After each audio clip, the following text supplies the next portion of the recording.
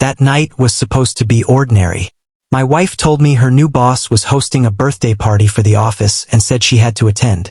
She spent extra time getting ready, carefully choosing her dress, fixing her hair, and checking her reflection one last time before leaving. I remember teasing her about looking too beautiful for a work event, and she laughed before kissing my cheek on the way out. I stayed home expecting her back before midnight. At first, I wasn't worried. Office parties run late all the time. I made coffee, watched television, and checked my phone every few minutes without thinking much of it.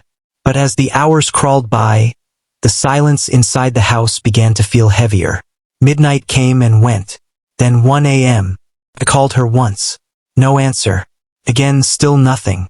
By 3 a.m., I was pacing through the living room with a knot in my chest. Every possible explanation ran through my mind. Maybe her phone battery died. Maybe someone at work needed help getting home. Maybe she had too much to drink and stayed with friends. But another thought kept forcing its way into my head, one I desperately tried to push away. What if she wasn't alone? The sun was beginning to rise when I finally heard the front door unlock. She stepped inside quietly, almost like she hoped I would be asleep. But I had not slept for a second. The moment I saw her, something inside me cracked. Her hair was messy. Her dress looked wrinkled and hurriedly fixed. Her eyes avoided mine completely, and there was a look on her face I had never seen before. Guilt so obvious it almost hurt to look at. Then I caught the faint scent of a man's cologne lingering on her clothes. "You're awake," she whispered nervously. "I never went to sleep," I replied. The room fell silent. I asked her where she had been, and she quickly started explaining how the party ran late, how people kept convincing her to stay longer, how her phone died unexpectedly. The words sounded rushed and hollow, like excuses she had practiced during the drive home. I didn't yell. I didn't argue. I simply looked at her and nodded while she hurried toward the bedroom.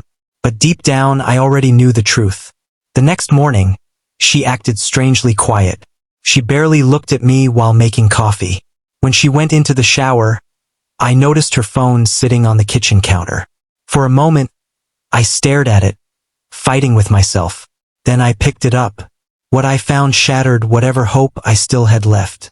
There were messages between her and her boss stretching back weeks. Flirting, private jokes, secret conversations late at night while I slept beside her. Then I found messages about the party and a hotel room afterward. My hands trembled as I read them. Not because I was shocked anymore, because every fear I had spent the night trying to deny had just become real. When she walked out of bathroom, she froze. I was sitting at the table holding her phone.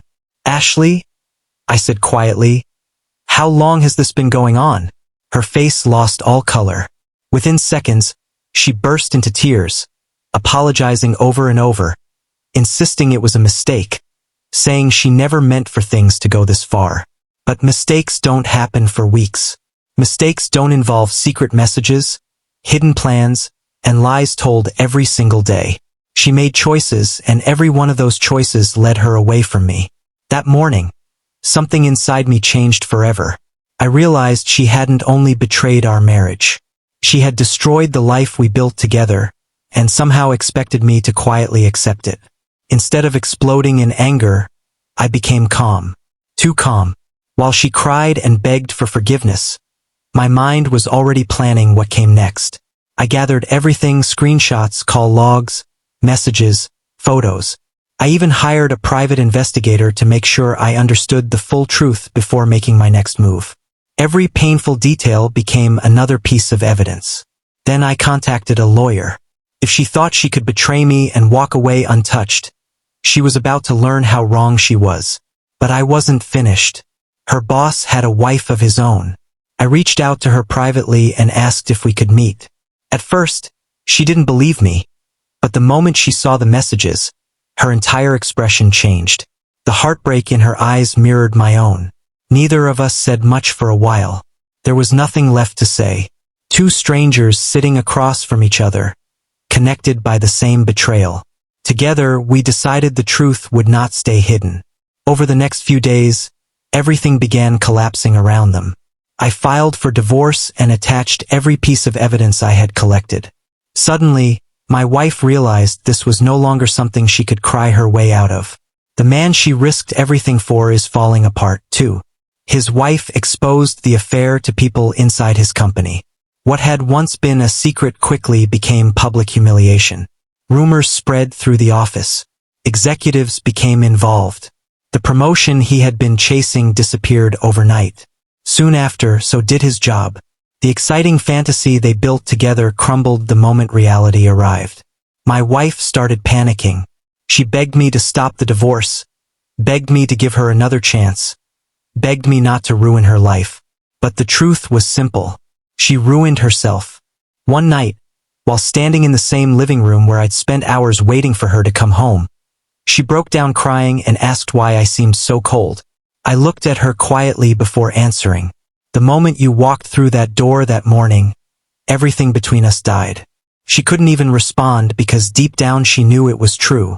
When the divorce was finally over, I walked away exhausted but free. The pain didn't disappear overnight, but little by little I started rebuilding myself. Meanwhile, the life she thought she was gaining vanished completely. Her boss abandoned her to protect himself.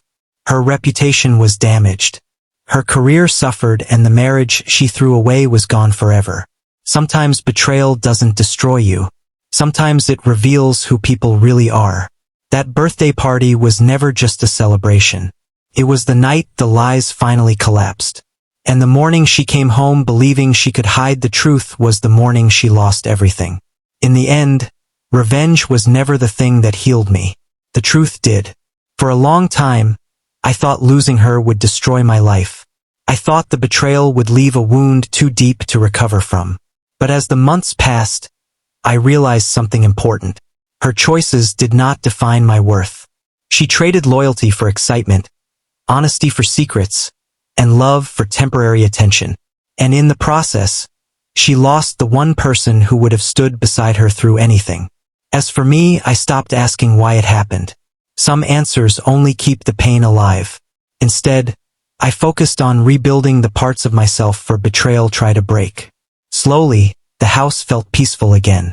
The anger faded. The sleepless nights became fewer. And for the first time in a long while, I could look in the mirror without seeing a broken man staring back. People often think betrayal destroys the victim. But sometimes it destroys the person who caused it far more. She lost a marriage, her stability, and the future we planned together. I lost an illusion. And once the illusion was gone, I finally saw the truth clearly. Real love does not hide in lies. Real loyalty does not disappear when temptation appears. And real peace begins the moment you stop begging people to value what they were willing to risk losing. The night she didn't come home felt like the end of my world. But looking back now, it was actually the beginning of a better one.